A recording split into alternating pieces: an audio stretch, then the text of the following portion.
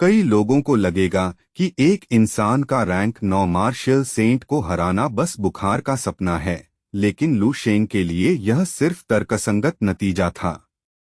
उसका शरीर धुंधला हुआ, आयामों की परतों से गुजरते हुए वह तुरंत झाओ जी के पास प्रकट हो गया। फिर उसने वार किया। टक्कर प्रलय जैसी थी। झाओ जी पीछे उछल गया और विशाल स्पिरिट गॉड अवतार डगमगाकर समुद्र में गिरा, फिर लाखों सफेद रोशनी के टुकड़ों में फट गया। आह! मेरा अवतार, मेरा दिव्य रूप! झाओ जी की चीख समुद्र पर गूंज गई। उसका मार्शल गॉड अवतार एक युवक के हाथों सीधे थप्पड़ खाकर टूट गया था। यह अपमान उसके घावों से भी ज्यादा जल रहा था। झाओ जी हवा में तैर रहा था, उसका शरीर डगमगा रहा था, आंखों में अनिच्छुक और बेताब गुस्सा था। लू शेंग, तुम्हारी शक्ति की असली प्रकृति क्या है? झाओ जी हांफते हुए बोला। लू शेंग ने बस ठंडी नजर से उसे देखा। कौन सी शक्ति? दुनिया की जटिलताएं तुम्हें समझाना बहुत मुश्किल है, झाओ जी। तुम बस बहुत कमजोर हो, इतने कमजोर कि मैं समझाने में सांस भी बर्बाद नहीं करना चाहता। झाओ जी वह जिदाओ मार्शल सेंट जिसका नाम कभी पूरी दुनिया को हिला देता था, अब टूटती हुई परछाई बन चुका था।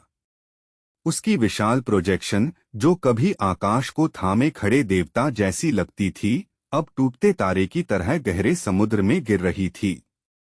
उसके चारों ओर की दिव्य चमक बुझ गई और क्रिस्टल टुकड़ों की तरह बिखर गई, जैसे ढहे मंदिर के अवशेष। लेकिन लू शेंग का क्रोध अभी भी जल रहा था, बल्कि और भड़क रहा था। जैसे ही झाओ जी गिरा, लू शेंग बिजली की तरह दौड़ा। उसने बूढ़े की कॉलर पीछे से पकड़ ली और उसे ऊपर उठा लिया। यही झाओ जी था जो कभी मार्शल दुनिया के शिखर पर था, अब एक गीले कांपते चूजे की तरह उसके हाथ में लटक रहा था। ठंडी हवा में लटका झाओ जी बेकार हाथ पैर मार रहा था, उसकी सारी मार्शल शान गायब थी। उसका चेहरा दर्द से मरोड़ खा चुका था, उसका अहंकार चूर हो गया था। उसकी आंखों में अब सिर्फ डर और असहायता थी। कांपते होठों से उसने मुश्किल से कहा, मैं हार गया। लू शेंग बस उसे ठंडी, तेज नजरों से देखता रहा, इतनी तीखी कि झाओ जी कांप उठा। लू शेंग ने उसका गला और कसकर पकड़ लिया, जैसे जान ही निकाल देगा। उसने धीमी गुर्राहट में कहा, क्या हुआ? बहुत हैरान लग रहे हो, बूढ़े आदमी। बहुत दर्द हो रहा है, वह झुककर बोला। रैंक 8 ने रैंक 9 को हरा दिया। यह निगलना मुश्किल लग रहा है। कहा गया तुम्हारा वह गॉड ऑफ ह्यूमैनिटी? तुम जैसे लोगों की धुनाई करना मेरा शौक है, लू शेंग ने बेरहमी से कहा। फिर उसने बिना रुके जोरदार थप्पड़ मारा। यह सिर्फ थप्पड़ नहीं था, हेवनली सेंस से भरावार था। इतनी ताकत थी कि झाओ जी का चेहरा तुरंत बिगड़ गया, खून हवा में उड़ गया। रोशनी का अवतार? बस दिखावा, हर शब्द के साथ वार पड़ रहा था। थप्पड़ थप्पड़ थप्पड़। लू शेंग की मुट्ठियां तूफान की लय में चल रही थीं, झाओ जी की इज्जत को टुकड़ों में तोड़ती हुई। झाओ जी बस मार खाता रहा, सिर इधर उधर झटकता रहा, नाक और मुंह से खून फव्वारे की तरह निकल रहा था। हर सेकंड के साथ लू शेंग के वार और भारी होते गए। उसमें गुस्सा भी था और ठंडा तिरस्कार भी। वह सिर्फ लड़ नहीं रहा था, सालों की नफरत निकाल रहा था। यह दृश्य डरावना भी था और अजीब तरह से संतोषजनक भी। नीचे खड़े सैन्य अधिकारी स्तब्ध थे। उन्होंने सोचा था लू शेंग मरेगा, लेकिन किसी ने नहीं सोचा था कि जिदाओ मार्शल सेंट खुद एक पंचिंग बैग बन जाएगा। दर्शकों की आंखों में धीरे धीरे नई चमक पैदा होने लगी। जैसे एक चिंगारी पूरे मैदान को आग लगा देती है, वैसे ही एक एहसास फैल गया। हर सैनिक, हर अधिकारी की रीढ़ गर्व से सीधी हो गई। सबके मन में वही विचार आया जो ईस्टर्न मार्शल ने सोचा था, हे भगवान! आज से हमारी सेना का भी अपना एक देवता है। पांचों मार्शल्स ने एक दूसरे को देखा और दुर्लभ विजयी मुस्कान दी। उनकी आंखों में चमक थी। इस दिन को याद रखना, उनमें से एक ने भावुक होकर कहा। आज से सेना का स्वर्ण युग शुरू हुआ है। लू शेंग ने हमला रोकने का कोई संकेत नहीं दिया। उसने फिर मुक्का उठाया।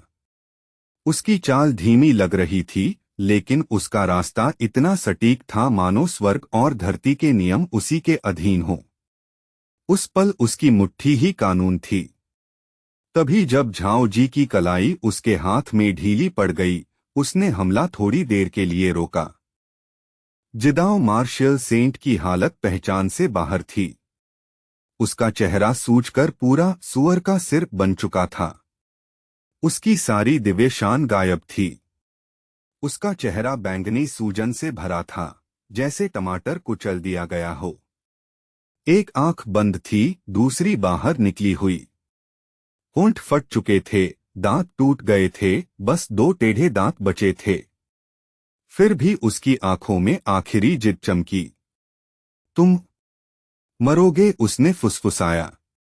लू शेंग हंस पड़ा। मैं? बूढ़े, तुम्हारी तो कब्र तैयार है। झाओ जी ने टूटे दांत पीसे। क्या? अब मार लिया, उसने हंसते हुए कहा, और उसके चारों ओर ऊर्जा फिर उठने लगी। रैंक 9 की डरावनी शक्ति फिर दिखी। उसके चेहरे के घाव तेजी से भरने लगे। कुछ सेकंड में उसका चेहरा फिर सामान्य हो गया, लेकिन उसके सीने में अपमान की आग जल रही थी। एक सदी से देवता माना जाने वाला इंसान एक रैंक 8 बच्चे से अपमानित हुआ था। वह लू शेंग को टुकड़े टुकड़े करना चाहता था।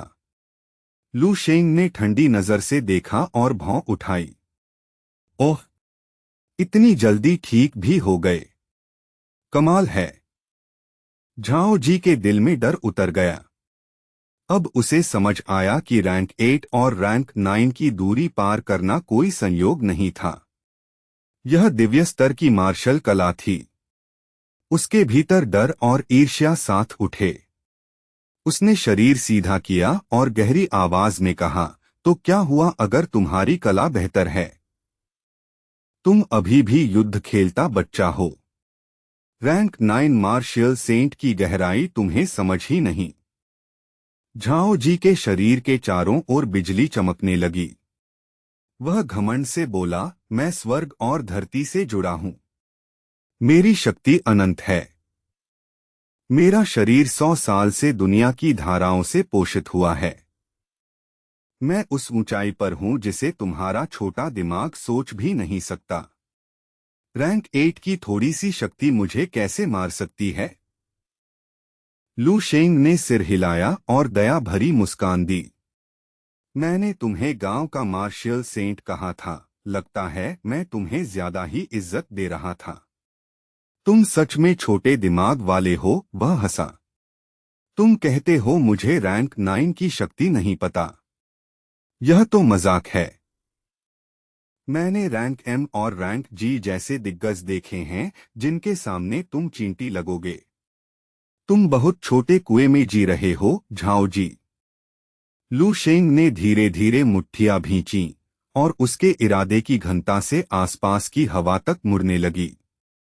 उसकी आवाज सपाट थी, लेकिन उसमें अंतिम सत्य का भार था। आज तुमने जितनी ताकत दिखाई है, उससे तो तुम रैंक 9 कहलाने लायक भी नहीं हो। तुम उस पद के लिए शर्म हो। अब मैं तुम्हें पूरी तरह पीट पीट कर खत्म कर दूंगा, युवक ने कहा।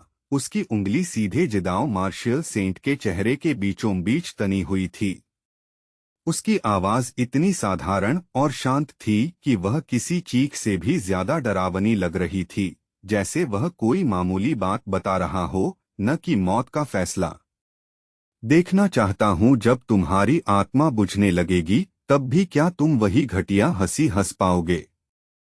जिदाओ मार्शल सेंट की पुतलियां सिमटकर सुई की नोक जैसी हो गईं। उसके भीतर कहीं गहराई से ठंडी, अजीब कंपकंपी उठी। यह रैंक 9 की मार्शल अंतर्ज्ञान की चेतावनी थी, वही भावना जिसने उसे 100 साल से ज्यादा जिंदा रखा था। क्यों? उसने घबराकर सोचा। क्यों मुझे उस लड़के की मुट्ठी में मौत की परछाई साफ दिखाई दे रही है? उसका अंतर्ज्ञान जोर जोर से चिल्ला रहा था, लू शेंग का अगला वार सिर्फ दर्द नहीं देगा, वह उसे हमेशा के लिए मिटा सकता है। जिदाओ मार्शल सेंट ने कुछ कहने के लिए मुंह खोला, शायद जवाब देने या कोई और तकनीक चलाने के लिए, लेकिन शब्द गले में ही अटक गए। लू शेंग ने इंतजार नहीं किया। शांत चेहरे के साथ उसने बस एक मुक्का चलाया। Void shattering full Bloom state. लू शेंग ने अपनी अंतिम तकनीक छोड़ दी। उसने पहले ही कहा था कि जब यह चाल असली दुनिया में पूरी तरह प्रकट होगी, उसके हाथ मार्शल सेंट्स के खून से रंगे होंगे। उसी पल दुनिया जैसे रुक गई। हवा थम गई और नीचे का समुद्र कांच की चादर जैसा शांत हो गया। लू शेंग को केंद्र मानकर जिदाओ मार्शल सेंट के चारों ओर 200 से ज्यादा लू शेंग की परछाइयां उभर आईं, हर एक असली जैसी और जबरदस्त दबाव फैलाती हुई। लू शेंग के मन के भीतर धूसर कंपास की सतह पर 100 से ज्यादा अलग अलग मार्शल इच्छाएं जल उठीं, हर एक अपनी अलग भयानक चमक के साथ। 10 परफेक्ट ग्रांड मास्टर दाओस का अंतिम सत्य अब वास्तविक दुनिया में प्रकट हो रहा था। 200 लू शेंग की परछाइयों ने एक साथ हमला किया, 3 मार्शल सेंट स्तर की तकनीकें और 10 से ज्यादा ग्रांड मास्टर तकनीकें एक साथ चलीं। मार्शल नियंत्रण और अलौकिक शक्ति की अराजक धुन एक ही बिंदु पर आकर फट पड़ी। उस पल समय खुद खिंच गया, सेकंड मिनटों जैसे लगने लगे। लू शेंग की नजर में जिदाओ मार्शल सेंट का शरीर अपनी सारी मजबूती खोकर गीली मिट्टी की तरह कमजोर हो गया। उसके शरीर का हर हिस्सा कुचल गया, टूट गया, मुड़ गया। हड्डियां सूखी टहनियों की तरह टूटती गईं और मांस लाल तरल बनकर हवा में बिखर गया। जब 200 लू शेंग की परछाइयां गायब हुईं, बीच में बस मांस और खून का एक पहचान से बाहर ढेर बचा था। शरीर गहरे गड्ढों और उभरे हुए हिस्सों से भरा था, पूरा लाल तरल में डूबा हुआ। लेकिन फिर स्वर्ग और धरती की धारा फिर से हिलने लगी और एक विशाल ऊर्जा भंवर बना जिसने उस मांस के ढेर में शक्ति भरनी शुरू कर दी। देखते देखते मांस फिर से जुड़ने लगा। सबसे पहले जिदाओ मार्शल सेंट का सिर बनने लगा।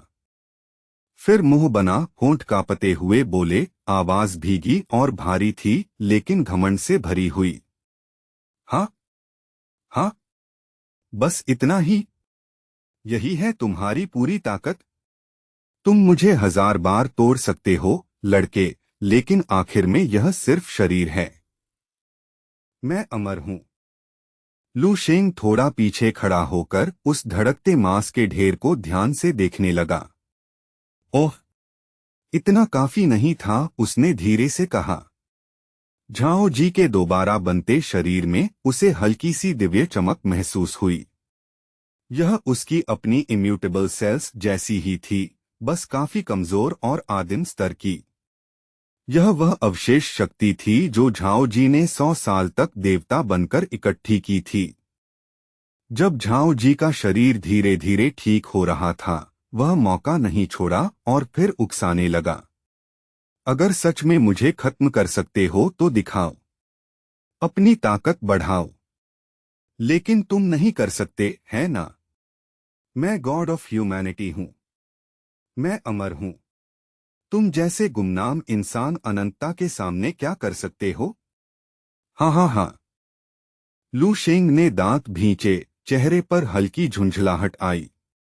उसने नहीं सोचा था कि यह आदमी मार्शल सेंट रहते रहते खूनमास पुनर्जन्म जैसी दिव्य शक्ति तक पहुंच जाएगा। उसे मानना पड़ा कि रैंक 9 की दुनिया, जब वह प्रकृति के असली रहस्यों को छूने लगती है, तो उसमें जिंदा रहने के अजीब और मजबूत तरीके होते हैं। लू शेंग ने देखा कि जिदाओ मार्शल सेंट का चेहरा धीरे धीरे साफ हो रहा है और आधा ठीक हुए चेहरे पर घमंडी मुस्कान लौट रही है। उसने बेहद शांत और डरावनी आवाज में कहा, अगर सच में यही चाहते हो तो ठीक है, मैं थोड़ा और ताकत जोड़ देता हूं। जिदाओ मार्शल सेंट की हंसी अचानक रुक गई, जैसे किसी ने उसका गला काट दिया हो। उसका चेहरा सफेद पड़ गया, आंखें डर से फैल गईं। यह सोच ही उसके लिए असंभव थी कि अभी जो हुआ वह लू शेंग की पूरी ताकत भी नहीं थी। क्या तुम अभी और ताकत बढ़ा सकते हो? झूठ बोल रहे हो? मजाक कर रहे हो क्या? झाओ जी चीखा। लू शेंग ने उसकी बात अनसुनी कर दी। उसने अपने बाएं हाथ की तर्जनी उठाई और धीरे से अपने माथे पर रख दी। उसी क्षण अदृश्य तरंगें फैलने लगीं। उसके शरीर के हर इमोर्टल सेल कंपन करने लगे और उनकी सारी ऊर्जा उसकी दाहिनी भुजा में जमा होने लगी। ऊर्जा बहती हुई हाथ से नीचे आई और हथेली के बीच इकट्ठा हो गई। इमोर्टल सेल्स अब ऐसे चमक रहे थे जैसे ढहता हुआ तारा, इतनी तेज कि दुनिया का रंग फीका पड़ता लग रहा था। इमोर्टल स्ट्राइक जैसे ही उसने कहा, स्वर्ग और धरती के नियम उसकी इच्छा के साथ झुकते लगे। पूरे युद्ध क्षेत्र की शक्ति उसकी मुट्ठी में समा गई और वह शुद्ध विनाश की चमकती गेंद बन गई। लू शेंग ने कदम जमाए, आंखें झाओ जी पर टिकाईं। मर जाओ तुच्छ कीड़े, वह गरजा और उसकी दिव्य मुट्ठी दुनिया तोड़ देने वाली ताकत के साथ आगे बढ़ी। फुस, हर इमोर्टल सेल पर सुनहरी लौ जल उठी, पवित्र और अमर आग। उसी पल लू शेंग के शरीर का सितारा नक्शा शक्ति की सुनामी से भर गया। वह नक्शा उसकी त्वचा पर उभर आया, सुनहरी रोशनी के जटिल चिन्ह बन गए जैसे प्राचीन टैटू। उसके माथे पर पिघले सोने जैसी नसें चमकने लगीं। उस पल लू शेंग इंसान नहीं रहा, वह आदिम कथाओं से निकला देवता बन गया था। अब मैं ही देवता हूँ, उसने फुसफुसाया और सुनहरी आग में लिपटा मुक्का चलाया। उसके वार के साथ शून्य फट गया और अंधेरे की दरार बन गई। सच्चा डर आखिरकार जिदाओ मार्शल सेंट के मन को तोड़ गया। उसका अंतर्ज्ञान अब चेतावनी नहीं दे रहा था, वह चीख रहा था कि अगर यह सुनहरी आग उसे छू गई तो उसका अस्तित्व समय से मिट जाएगा। मौत, मैं मर जाऊंगा। यह संभव नहीं। पहली बार 100 साल में उसे अंत सामने दिखा। वह हिलने की कोशिश कर रहा था, लेकिन सुनहरी आग में लिपटी मुट्ठी उसकी आंखों में और बड़ी होती जा रही थी। आखिरी कोशिश में उसने जोर से खांसा और उसके गले से एक चमकता सुनहरा कार्ड बाहर निकल आया। कांपते हाथ से उसने कार्ड पकड़ लिया। कार्ड तुरंत चमक उठा, उसकी सतह पर गहरे उकेरे अजीब रून चमकने लगे, जिनमें प्राचीन और निषिद्ध शक्ति गूंज रही थी। झाओ जी की आंखों में पागलपन उतर आया। लू शेंग, अगर मुझे जाना है तो हम दोनों साथ जलेंगे। बिना सोचे उसने कार्ड को अपनी मुट्ठी में कुचलकर चमकती धूल बना दिया। अचानक लू शेंग के माथे में तेज दर्द उठा, जैसे अदृश्य तलवार दिमाग में घुस गई हो। उसका अंतर्ज्ञान पहले से 100 गुना जोर से चेतावनी दे रहा था। उसे लगा था कि सेंट के पास कोई छिपा ट्रम्प कार्ड होगा, शायद वही पुनर्जन्म वाली चाल, लेकिन यह सुनहरा अवशेष कुछ और ही था। उसे भयानक खतरे का एहसास हुआ। कार्ड टूटते ही अजीब ऊर्जा लहर निकली जिसने वास्तविकता को मोड़ दिया। एक पल के लिए लू शेंग के मन में पछतावा और निराशा की ठंडक दौड़ गई। लेकिन लू शेंग का मानसिक नियंत्रण अद्वितीय था। एक पल में वह फिर शांत हो गया। अगर पासा फेंका जा चुका है तो जो होगा उसका सामना करेगा। उसकी आंखों में ठंडी हत्या की चमक आई। छोड़ो झाओ जी, तुम कुछ भी करो, आज तुम मरोगे। हेवनली किंग भी उतर आए तो भी तुम्हें नहीं बचा सकता। यह कहते ही उसकी मुट्ठी दिव्य अग्नि से भरी सीधे झाओ जी के माथे पर लगी। कोई प्रतिरोध नहीं हुआ। झाओ जी का सिर राख और सुनहरी चिंगारियों में फट गया। अभी जो शरीर बना था वह इमॉर्टल स्ट्राइक की गर्मी से मोम की तरह पिघलने लगा। लाल तरल हवा में बिखर गया। लेकिन तभी सेंट की पीठ पर सुनहरी चमक उभरी। अचानक एक छोटा सा पारदर्शी बच्चा जैसा रूप शरीर से निकलकर भागने लगा। लू शेंग चौंक गया। इतना सब होने के बाद भी भागने का तरीका बचा है। कितना जिद्दी तिलचट्टा हो तुम। लेकिन आज तुम्हारा अंत होगा। लू शेंग का हाथ अचानक विशाल हो गया, सोने और छाया का बड़ा प्रक्षेपण जो उस भागती आत्मा को पकड़ने बढ़ा। उसके शरीर से इतनी ताकत निकल रही थी कि हवा तक दब रही थी। वह आखिरी वार करने ही वाला था कि उसके बगल में अचानक अजीब लहरें उठीं और स्थान मुड़ गया। लू शेंग का माथा सिकुड़ गया, ठंडा पसीना आने लगा। उसे महसूस हुआ कि दुनिया के नियमों से छेड़छाड़ हो रही है। यह तो स्पेस का नियंत्रण है, उसने धीरे से कहा। कुछ करने से पहले ही उसे बैंगनी काले अंधेरे ने घेर लिया। वह अंधेरा सारी रोशनी और आवाज निगल गया और वह खाली शून्य में अकेला रह गया। उसके सामने एक विशाल अंडाकार स्पेस गेट खुला। गेट धीरे धीरे खुला और भीतर से रहस्यमयी दृश्य दिखा। कुछ ही सेकंड में रोशनी और अंधेरे की लहरें मिलकर एक आकृति बन गई। वह पारदर्शी आकृति बिल्कुल स्थिर खड़ी रही, फिर धीरे से एक हाथ लू शेंग की ओर उठाया, जैसे कब्र बंद हो रही हो। लंबी उंगलियां काले पंजों के साथ उसके माथे को छू गईं। चेहरा साफ नहीं दिख रहा था, कॉस्मिक धुंध से ढका था। वह आकृति लंबी और भव्य थी, जैसे दूर तारों से आई हो। उसके कपड़े भी इस दुनिया के नहीं लगते थे। अचानक एक भयावह ऊर्जा बिजली की तरह स्पेस गेट से निकली और लू शेंग की ओर आई। उसकी गति समय से परे थी। लू शेंग की प्रतिक्रिया भी काफी नहीं थी। ऊर्जा उसके शरीर को ऐसे पार कर गई जैसे तीर कागज को। लू शेंग का शरीर पीछे फेंक दिया गया, मुंह से खून उछला। उसकी छाती में बड़ा जला हुआ छेद बन गया, जहां दिल होना चाहिए था। उसका दिल एक पल में नष्ट हो गया, बस एक इमॉर्टल सेल जलती हुई बची। क्रैक क्रैक टूटने की आवाज गूंजी। उसके शरीर में दरारें फैलने लगीं। वह टूटी मूर्ति की तरह हवा में लटका था। यह शक्ति धत्त। लू शेंग धीरे धीरे गिर रहा था। उसकी जीवन शक्ति बुझती मोमबत्ती जैसी हो गई थी। वह ऊर्जा भरना चाहता था, लेकिन शरीर हिल नहीं रहा था। उसके मन में विचार आया, क्या यही अंत है? जो भी हो, उसने थककर सोचा। उसने अपनी पूरी ताकत से लड़ाई लड़ी थी, लेकिन एक सवाल उसे कचोट रहा था, रैंक 9 से भी ऊपर की शक्ति इस दुनिया में क्यों है? उसने आखिरी बार उस रहस्यमयी आकृति को देखने की कोशिश की, लेकिन वह धुंध में गायब हो गई। उसे पछतावा हुआ, वह थोड़ा ज्यादा घमंडी हो गया था। अगले पल उसका शरीर समुद्र में गिरा और गहरे अंधेरे में डूबने लगा। लू शेंग, अभी क्या हुआ? देखने वाले सब स्तब्ध थे।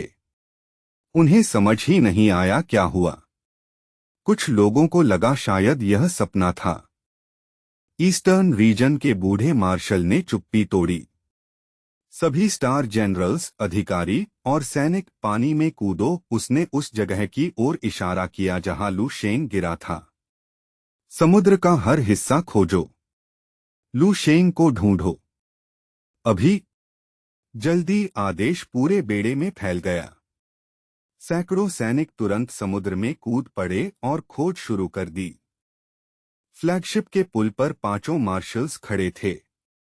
झाओ जी की हार की खुशी अब चिंता में बदल चुकी थी। सेंट्रल मार्शल ने धीरे से पूछा, जो शक्ति हमने देखी, क्या लू शेंग उससे बच सकता है? ईस्टर्न मार्शल बोला, 300 साल के मार्शल आर्ट्स एरा में लू शेंग इस ग्रह का सबसे डरावना जीनियस है। रैंक 8 शरीर से मार्शियल सेंट को हराना। यह इतिहास में नहीं हुआ। वह सूरज की तरह चमकने वाला था। क्या तुम सच में मानते हो कि वह इतनी जल्दी खत्म हो सकता है? उसने सिर हिलाया। नहीं, मैं नहीं मानता, उसने दृढ़ आवाज में कहा। आज की खबर पूरे ड्रैगन कंट्री में फैलाओ। दुनिया को निंघाई सी की सच्चाई पता चलनी चाहिए। संदेश साफ था, जिदाओ मार्शियल सेंट झाओजी को सेना के उभरते देवता ने हरा दिया। लेकिन उसी समय निंघाई सी की गहराई में लू शेंग का शरीर डूबता जा रहा था। 1000 मीटर, 2000, 5000। वह अंधेरे में गिरता गया। ऊपर दुनिया में खबर आग की तरह फैल गई। लू शेंग ने अकेले ही जिदाओ मार्शियल हॉल के 32 विशेषज्ञ, 4 सिंबल्स और 128 ट्राइग्राम्स को खत्म कर दिया। क्या? वह सब लू शेंग ने किया। 1 घंटे में ड्रैगन कंट्री का पूरा उच्च वर्ग हिल गया। मार्शियल सेंट की हार की खबर तो जैसे परमाणु विस्फोट थी। लोग अविश्वास में जड़ हो गए। मार्शियल सेंट को हराना यह असंभव माना जाता था। ड्रैगन कंट्री में सिर्फ 3 मार्शियल सेंट्स थे और अब उनमें से एक लगभग मारा गया था और उसे हराने वाला बस 20 साल का युवक था। अगर यह झूठ होता तो खबर लाने वाले को मार दिया जाता, लेकिन अगर सच था तो लू शेंग का नाम हमेशा के लिए इतिहास में दर्ज हो चुका था। उधर एक दूर स्थित कमांड रूम में भारी सन्नाटा छाया हुआ था। किन शाओजून और डॉम किंग्स एक दूसरे को खाली नजरों से देख रहे थे। कोई भी कुछ बोल नहीं पा रहा था। कमरे की हवा भारी और दमघोंटू हो गई थी, क्योंकि वे सामने रखी आधिकारिक सैन्य रिपोर्ट को घूर रहे थे। लू शेंग के नाम के आगे लिखा अननोन स्टेटस मानो उनके सीने पर पत्थर बनकर दब रहा था। ये असंभव है, आखिर किन शाओजून बुदबुदाया। उसकी आवाज सदमे से कांप रही थी। उसने मेज पर मुट्ठियां कस लीं, कोशिश कर रहा था कि उसका शरीर कांपना बंद करे, लेकिन कंपन रुक ही नहीं रहा था। डॉम किंग्स भी लगभग उसी हालत में थी। उसका आमतौर पर दमकता चेहरा अब बिल्कुल फीका पड़ चुका था। आंखों में गर्व और गहरे डर का अजीब मिश्रण था। वे दोनों उस लू शेंग की छवि को, जिसे वे जानते थे, रिपोर्ट में बताए गए उस भयानक दैत्य से जोड़ ही नहीं पा रहे थे। किन शाओजून ने माथे का पसीना पोंछते हुए धीमे से कहा, जिदाओ मार्शियल सेंट झाओ जी। उसने लायन वॉर की भयावहता झेली थी। वह ऐसा आदमी था जो नरक से गुजर कर भी बच निकला, और अब उसे एक छात्र ने लगभग मार ही डाला। किन शाओजून के दिमाग में उस लू शेंग की तस्वीर चमकी जिसे उसने कभी मार्गदर्शन दिया था, एक शांत लेकिन गहरी ताकत वाला युवक। वह खुद से बुदबुदाता रहा, आवाज कांप रही थी। झाओ जी अपने साथ एलिट्स की पूरी सेना लेकर गया था उसे घेरने। और लू शेंग, उसने सबको अकेले ही खत्म कर दिया। यह अंतर बहुत बड़ा है। वह बहुत ज्यादा ताकतवर हो चुका है। अगर झाओ जी जैसा राक्षस भी मरने की हालत में पहुंच गया, तो लू शेंग असल में कितना भयानक बन चुका है, यह हमारी समझ से बाहर है। किन शाओजून की नजर रिपोर्ट की आखिरी लाइन पर अटक गई। लू शेंग लड़ाई के बाद समुद्र की गहराई में डूब गया। वर्तमान स्थिति अननोन। उसने लंबी सांस छोड़ी और डर की ठंडी लहर उसकी रीढ़ में दौड़ गई। सेना उसे अननोन कह रही है। इसका मतलब, क्या सच में उसके बचने की थोड़ी भी संभावना है? उसने भारी आवाज में कहा, जैसे डूबता आदमी लकड़ी के टुकड़े से चिपकता है। लेकिन दिल में वह जानता था, इतनी भयानक लड़ाई के बाद समुद्र की गहराई का दबाव झेलकर बचना लगभग नामुमकिन है। डॉम किंग्स, जो आमतौर पर सबसे मजबूत और शांत योद्धा मानी जाती थी, अब खुद को संभाल नहीं पा रही थी। उसकी आंखें लाल हो चुकी थीं और एक चमकता आंसू उसके गाल से नीचे बह गया। उसने आंखें बंद की और लू शेंग की गर्म मुस्कान और उसकी सच्ची नजर याद की। कमरे की खामोशी में उसे भीतर से एक अटूट विश्वास महसूस हुआ। वह जिंदा है, उसने धीरे से कहा, आवाज बहुत हल्की लेकिन दृढ़ थी। मुझे महसूस हो रहा है। उसकी यात्रा अभी खत्म नहीं हुई। उसके शब्द सिर्फ उम्मीद नहीं थे, वे अपने भावी पति की अडिग इच्छा शक्ति पर उसका दृढ़ विश्वास थे। आखिर किन शाओजून का धैर्य टूट गया। उसका डर अचानक गुस्से में बदल गया और वह जोर से चिल्लाया, नहीं, लू शेंग मर नहीं सकता। वह मरने वाला नहीं है। वह कमरे में ऐसे टहलने लगा जैसे पिंजरे में बंद जानवर हो। पूरी सेना उस समुद्र में उतर चुकी है। जरूरत पड़ी तो वे पूरा समुद्र खाली कर देंगे। समुद्र की हर रेत छान डालेंगे उसे ढूंढने के लिए। हमें विश्वास रखना होगा कि वह कहीं न कहीं जिंदा है। अचानक वह रुक गया, जैसे उसे कुछ याद आ गया हो। उसे लू शेंग का परिवार याद आया, उसके साधारण माता पिता और उसकी चंचल छोटी बहन जो उसे बेहद प्यार करती थी। उसका दिल कस गया। उसने डॉन किंग्स की ओर मुड़कर चिंतित आवाज में पूछा, रुको, उसके परिवार का क्या हाल है? वे इस खबर के बाद कैसे हैं? डॉन किंग्स की आवाज कांप गई। उसकी आंखों में फिर आंसू आ गए। आंटी, लू शेंग की मां दुख से कई बार बेहोश हो चुकी हैं। यह सहना मुश्किल है। उसने रुककर खुद को संभाला। लेकिन लू है और लू किंग, वे शोक नहीं मना रहे।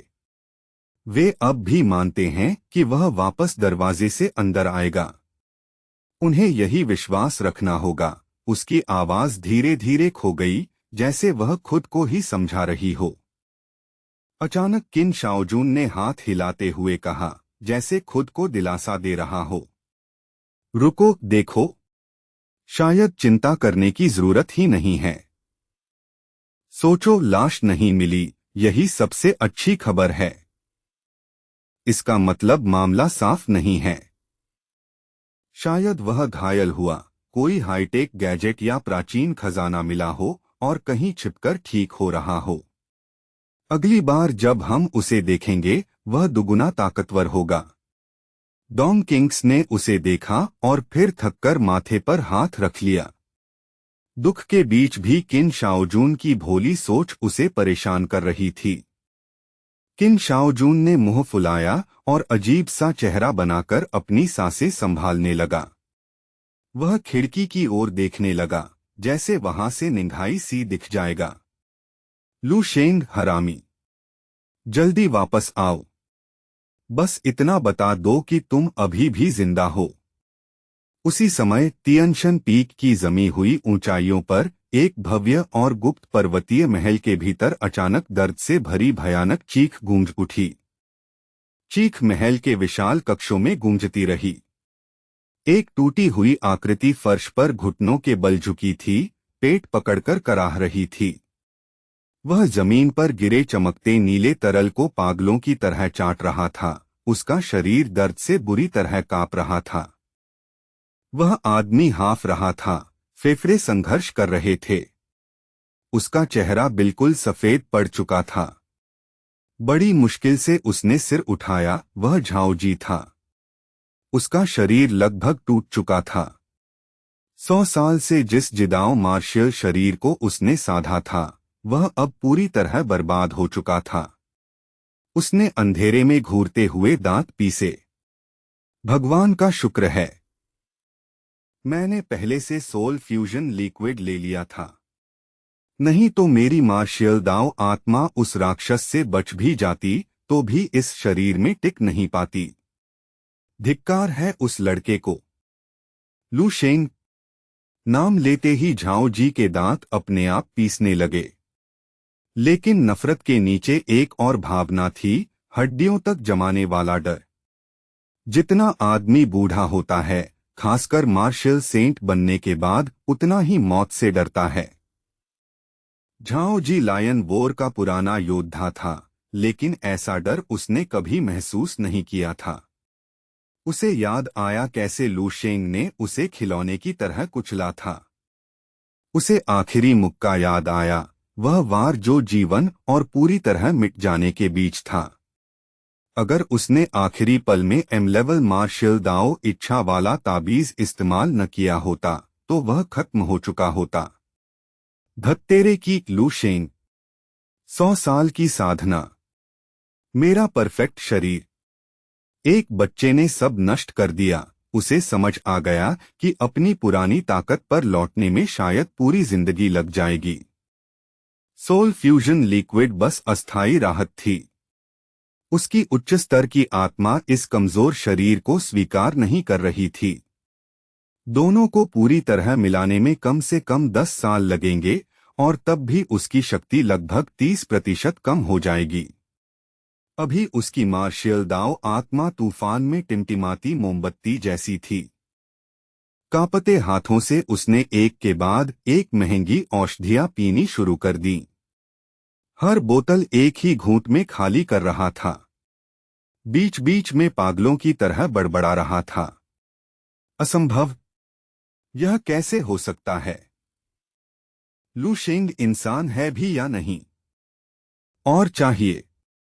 यह काफी नहीं है, वह चीखा। अंदर का खून रुक ही नहीं रहा। उसने मानसिक शक्ति से बाकी सारी बोतलें भी शेल्फ से गिरा दी।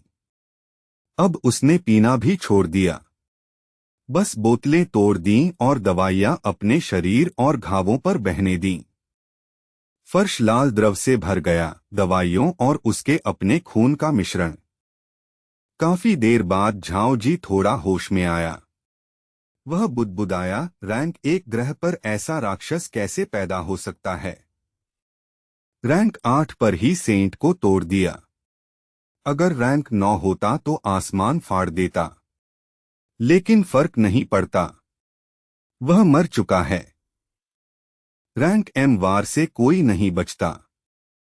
उसने एक कोट उठाकर कंधों पर डाल लिया। मुझे यहां से जाना होगा। सेना आएगी, दुश्मन आएंगे। मुझे टैन झोंग्यू या लिन झेंग्युए को ढूंढना होगा। जाते समय उसकी नजर एक सूटकेस पर पड़ी। वह रुक गया। हाँ, मेरा बीमा। इन एनर्जी क्रिस्टल्स से वे दोनों बूढ़े भी मेरी मदद करेंगे, उसने बुदबुदाया। अब वह बिल्कुल अकेला था। 4 सिंबल्स और 28 कॉन्स्टलेशंस सब मर चुके थे। उसकी पूरी सुरक्षा खत्म हो गई थी। उसने सामान उठाया और पहाड़ से नीचे उतरने लगा। उसने पीछे मुड़कर भी नहीं देखा। उधर नेशन आर के समुद्र तट पर एक खूबसूरत महिला रेलिंग से टिककर खड़ी थी। उसने पास खड़े सुनहरे बालों वाले आदमी से पूछा, तो नॉर्थ लायन प्रोविंस की यात्रा कैसी रही? सुना है वहां का नजारा बहुत सुंदर होता है, उसने मुस्कुराकर कहा। आदमी ने सिर हिलाया। कुछ खास नहीं मिला, बस काम ही काम। फिर उसने 2 शब्द बोले, एनर्जी क्रिस्टल्स। महिला चौंक गई। एनर्जी? ईंधन जैसा। आदमी बोला, एनर्जी क्रिस्टल्स इस ग्रह की सबसे शुद्ध ऊर्जा का स्रोत हैं। इतने दुर्लभ? उसने पूछा। आदमी बोला, हाँ। यह मार्शल सेंट्स की असली मुद्रा है। महिला हंसी। तुम यह सब मुझे क्यों बता रहे हो? आदमी बोला, 1 साल बाद वर्ल्ड ग्रैंड मास्टर टूर्नामेंट शुरू होगा। महिला ने पूछा, इसका एनर्जी क्रिस्टल्स से क्या संबंध है? आदमी बोला, यह टूर्नामेंट असल में एनर्जी क्रिस्टल्स बांटने का तरीका है। तो मार्शल सेंट्स के बीच भी प्रतियोगिता है? उसने पूछा। आदमी बोला, हाँ। और इसी वजह से ब्राइट जेड हॉल बना था। उसने आह भरी। हमारे बॉस सबसे युवा मार्शल सेंट हैं, इसलिए हमें कम क्रिस्टल्स मिलते हैं। तभी उसकी घड़ी जोर से वाइब्रेट हुई। वह चौंक गया। Encrypted email. कुछ सेकंड बाद वह चीख पड़ा। क्या? यह असंभव है। उसने महिला की ओर देखा। लगता है इस बार बॉस को सबसे छोटा हिस्सा नहीं मिलेगा। क्यों? उसने पूछा। आदमी बोला, जिदाओ मार्शल हॉल की पूरी ताकत खत्म हो चुकी है। महिला चौंक गई। किसने किया? आदमी बोला, तुम उसे जानती हो। लू शेंग। नाम सुनते ही महिला पत्थर की तरह जड़ हो गई। उस आदमी ने उसकी तरफ और ध्यान ही नहीं दिया। उसके पेशेवर इंस्टिंक्ट्स तुरंत सक्रिय हो गए और वह तेजी से अपने ट्रांसपोर्ट की ओर दौड़ने लगा। मुझे तुरंत बिग बॉस को एनर्जी क्रिस्टल्स वाली खबर और जिदाओं की स्थिति की रिपोर्ट देनी होगी। इससे सब कुछ बदल गया है। बाद में मिलते हैं। कुछ ही देर में वह महिला घाट पर अकेली खड़ी रह गई। समुद्र की नमकीन हवा उसके पोनीटेल को चेहरे पर उड़ा रही थी। वह दूर क्षितिज को घूरती रही। उसका दिमाग अब भी इस बात को मानने से इनकार कर रहा था। लू शेंग यह सब कैसे कर सकता है? पिछली बार जब वे मिले थे, वह जरूर एक प्रतिभाशाली युवक था, लेकिन मार्शल सेंट को चुनौती देना तो इंसानी समझ से भी परे है। ऊपर की दुनिया में अफरातफरी मची हुई थी और अनगिनत टीमें समुद्र में उसे ढूंढ रही थीं। लेकिन उसी समय समुद्र की सतह से 30,000 मीटर नीचे एक भयानक गहरे गर्त में लू शेंग पड़ा हुआ था। एक अंधेरी समुद्री गुफा में हल्की सुनहरी रोशनी धड़क रही थी, जो चारों तरफ के घुप्त अंधेरे को थोड़ी देर के लिए रोशन कर रही थी। लू शेंग बिल्कुल स्थिर पड़ा था। उसका टूटा हुआ शरीर ठंडे और भारी दबाव वाले पानी में डूबा हुआ था। गहरे समुद्र की धाराएं उसके घावों से निकलते लाल खून को धीरे धीरे बहा ले जा रही थीं। सबसे भयानक घाव उसके सीने में था, जहां उसका दिल था। उसके कपड़े लगभग फट चुके थे और सीने में बना बड़ा गोल छेद साफ दिख रहा था, मानो उस रहस्यमयी उंगली के वार की क्रूर याद हो जो स्पेशल रिफ्ट से निकली थी। अचानक उस बर्फ जैसे ठंडे पानी में लू शेंग की पलकों में हल्की हरकत हुई और उसकी आंखें झटके से खुल गईं। उसके खून से सने चेहरे की मृत-सी खाली नजर तुरंत तेज और साफ हो गई। उसकी आंखों से निकलती अजीब रोशनी काले समुद्र को चीरती हुई ऐसे चमक रही थी जैसे अंधेरी रात में दो सितारे टिमटिमा रहे हों। उसके शरीर के भीतर से अचानक जीवन शक्ति की एक उग्र लहर फूटी, जैसे प्रकृति खुद मौत को चुनौती दे रही हो। उधर मुख्य भूमि पर ट्रांसेंडेंस मार्शल आर्ट्स सेंटर में एक बिखरे हुए बालों वाला युवक चौक के पास पुराने टिड्डे के पेड़ की छाया में ढीला होकर बैठा था। वह दुनिया से बिल्कुल बेपरवाह लग रहा था और धीरे धीरे सस्ती शराब की बोतल से घूंट ले रहा था, जबकि दोपहर की धूप पत्तों के बीच से छनकर नीचे गिर रही थी। उस युवक के बाल लंबे और उलझे हुए थे, दाढ़ी बेतरतीब थी और उसकी आंखें बिल्कुल सुस्त और खाली दिख रही थीं। उसके कपड़े मैले थे और मेज के आसपास खाली शराब की बोतलों का छोटा सा ढेर पड़ा था। हवा में शराब की तेज गंध फैली हुई थी। कोई भी देखता तो यही सोचता कि यह बस कोई भटका हुआ शराबी है। ट्रांसेंडेंस मार्शल आर्ट्स सेंटर के दो शिष्य वहां से गुजरे, एक वरिष्ठ और दूसरा नया। छोटे वाले ने पेड़ के नीचे बैठे आदमी को देखा और चेहरे पर हल्की घृणा आ गई। वह धीरे से बोला, अरे भाई, क्या यह सच में शराब पीकर कोई ज्ञान वाला रास्ता अपनाने की कोशिश कर रहा है? मैंने नॉवेल्स में ड्रंकन इमॉर्टल्स के बारे में पढ़ा है, लेकिन असल में ऐसा कोई भिखारी देखने की उम्मीद नहीं थी। छोटे वाले ने मजाक में कहा, लगता है हमारा ट्रांसेंडेंस मार्शल आर्ट्स सेंटर सच में अजीब प्रतिभाओं को खींच लाता है। इतना सुनते ही बड़े शिष्य की आंखें डर से फैल गईं। उसने तुरंत उसके मुंह पर हाथ रख दिया। चुप! क्या बकवास कर रहे हो?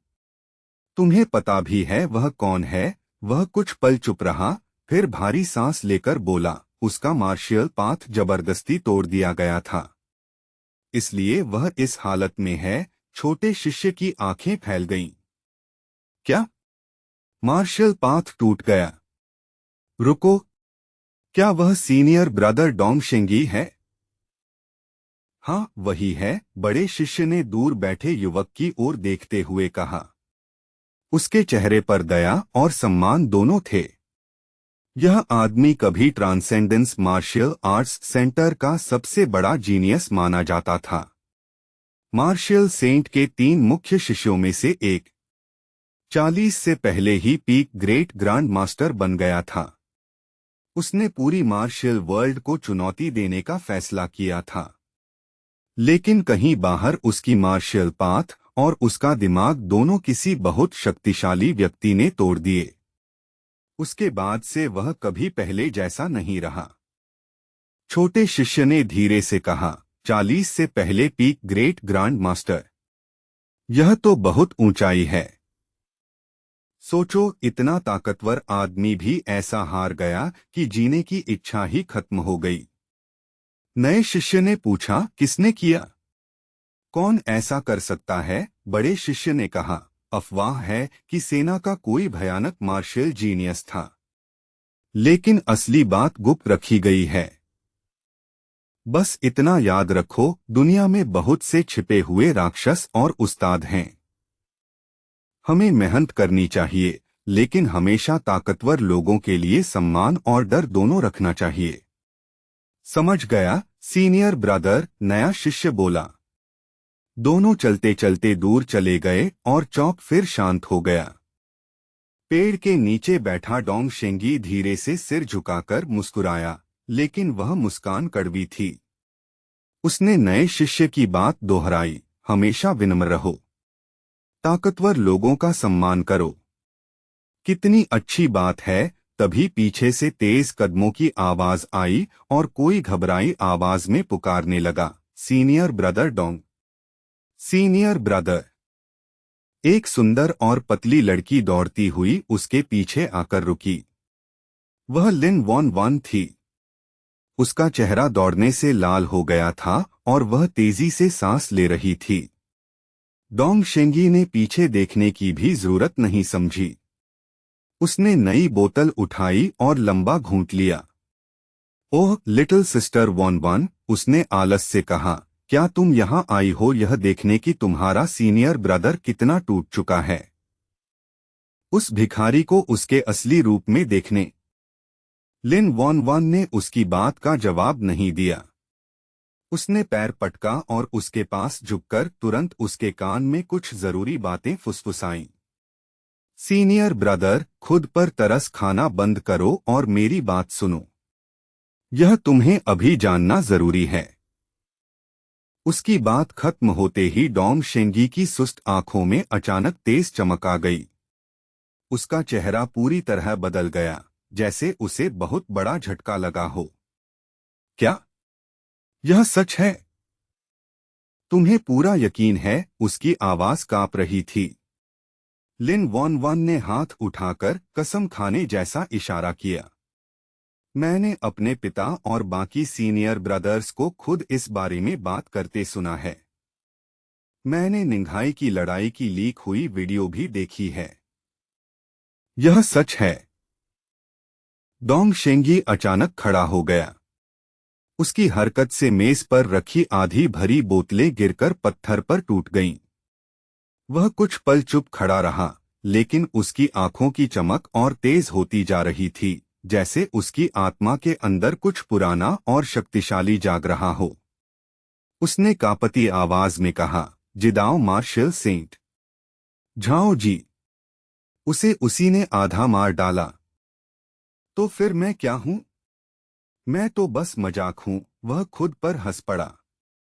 मैं किस बात पर दुखी था? अपनी छोटी छोटी परेशानियों को उस राक्षस से तुलना कर रहा था। अचानक उसके शरीर से भयानक रक्तऊर्जा फूट पड़ी।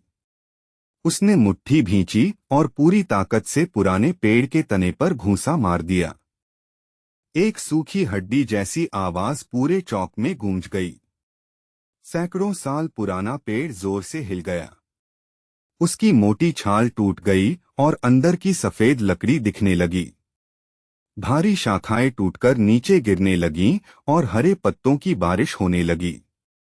डोंगशेंगी ने अपने हाथ को देखा और दृढ़ आवाज में कहा, मैं यहाँ नहीं रह सकता। मुझे खुद सच्चाई देखनी होगी, या तो वह जिंदा है या उसका शरीर मिलेगा। अगर वह कहीं है तो मैं ही उसे ढूंढूंगा। लिन वॉन वन बस उसे चुपचाप देखती रह गई। वह उसकी पीठ को दूर जाते हुए देखती रही। उसकी आंखों में अचानक चमक आ गई। सीनियर ब्रदर डोंग, आप आखिरकार वापस आ गए। उसे अचानक एहसास हुआ कि शायद उसके पिता ट्रांसेंडेंस मार्शल सेंट ने जानबूझकर उसे यह खबर सुनने दी थी ताकि वह डोंगशेंगी तक पहुंचा सके। निंघाई की लड़ाई की खबर ने आखिरकार उसके शिष्य के दिल की जड़ता तोड़ दी। उधर समुद्र में सेना की बेचैनी चरम पर पहुंच चुकी थी।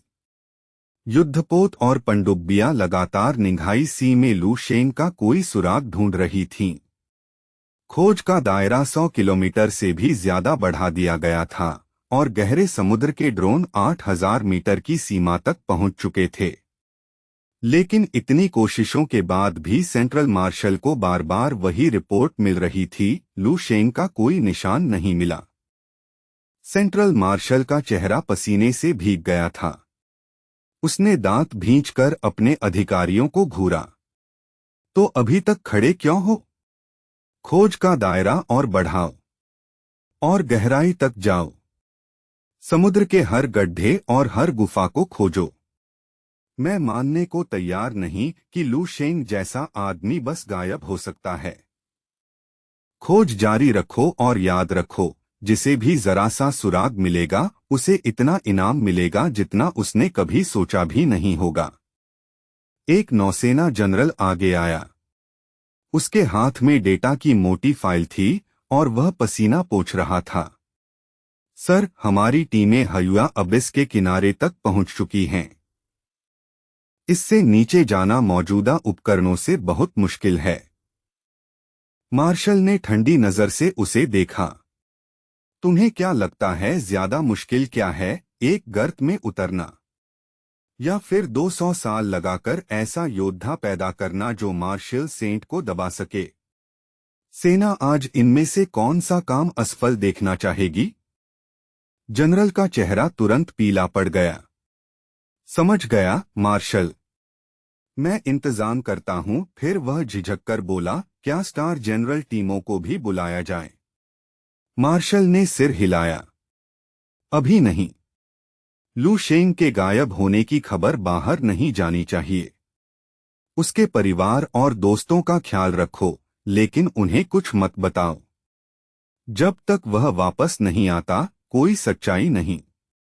जी सर, जनरल सलाम करके चला गया। उसी समय ईस्टर्न मार्शल अपने जहाज के डेक पर चुपचाप खड़ा था। उसकी नजर दूर समुद्र पर टिकी थी। उसकी आंखों में गहराई थी, लेकिन कहीं हल्की सी उम्मीद अब भी चमक रही थी। उसने हवा से कहा, लू शेंग, उम्मीद है सेना के 200 साल के प्रयास इन ठंडे पानी में खत्म नहीं होंगे। तुम हमारी सारी मेहनत का नतीजा हो। यह यहाँ खत्म नहीं होगा, उसने धीरे से कहा। उधर सेना ऊपर खोज रही थी, लेकिन लू शेंग उनसे बहुत नीचे था। हयुआ अबिस की 30,000 मीटर गहराई में एक छोटी सी सुनहरी रोशनी अब भी अंधेरे को चीर रही थी। यह सुनहरी रोशनी अंधेरे गर्त में अजीब लग रही थी, लेकिन इसी वजह से यह गहराई के खतरनाक शिकारी जीवों को आकर्षित कर रही थी। एक विशाल म्यूटेटेड बीस्ट, लगभग 20 मीटर लंबा, किसी प्राचीन कवचदार व्हेल जैसा, धीरे से अपनी पूंछ हिलाता हुआ उस रोशनी की ओर बढ़ने लगा। वह विशाल जीव तेजी से तैरने लगा। उसका भारी शरीर अंधेरे पानी में चुपचाप फिसलता हुआ उस सुनहरी रोशनी के पास पहुंचने लगा। जैसे ही वह पास पहुंचा, उसने अपना विशाल मुंह खोल दिया। उसके मुंह में घुमावदार धारदार दांत थे, मानो मांस पीसने वाली मशीन। उसने जोर से पानी खींचा। एक भयानक भंवर बना और हजारों टन समुद्री पानी उसके मुंह में खिंच गया, साथ ही वह सुनहरी रोशनी भी। सुनहरी रोशनी उस भंवर में खिंच गई, लेकिन ठीक निगले जाने से पहले वह रोशनी अचानक बदल गई। वह ठंडी और खतरनाक हो गई, जैसे शिकारी अपना असली रूप दिखा रहा हो। दो लंबे काले टेंटेकल बाहर निकले, ओब्सीडियन भालों जैसे। उन्होंने उस दानव के मुंह के अंदर घुसकर उसके अंगों को भेद दिया और उसकी जीवन शक्ति खींचने लगे। कुछ ही सेकंड में 20 मीटर लंबा लेवल 8 दानव बस एक खाली कंकाल बन गया। वे काले टेंटेकल धीरे धीरे वापस खिंच गए। सुनहरी रोशनी स्थिर हुई और असली रूप सामने आया। ऊपर का हिस्सा लू शेंग का था, सफेद त्वचा, सुंदर चेहरा, परफेक्ट शरीर। लेकिन उसके सीने में एक भयानक खाली घाव था। उस खाली सीने के अंदर एक अकेली सुनहरी रोशनी चमक रही थी। नीचे का हिस्सा विकृत था, काले मांस के टुकड़े, एक बड़ा आंख पेट में और पैरों की जगह टेंटेकल। कमर तक इंसान, नीचे पूरा राक्षस। लू शेंग ने अपना रूप देखा और हल्का सा मुस्कुराया। लगता है मरने से पहले सेजस लैमेंट की पूरी बोतल पीना ही मुझे बचा गया, उसने सोचा। कम से कम मैं जिंदा हूं। लेवल के वार से बच गया। लगता है मैं भी थोड़ा राक्षस हूं। लेकिन यह दुनिया सच में रैंक एम की शक्ति रखती है। लू शेंग उस रहस्यमयी प्राणी को याद करने लगा जिसने उस पर वार किया था। उसके कपड़े, उसकी ऊर्जा, सब कुछ इस दुनिया से अलग था। सोचो, म्यूटेटेड बीस्ट्स आए हुए सिर्फ 300 साल हुए हैं।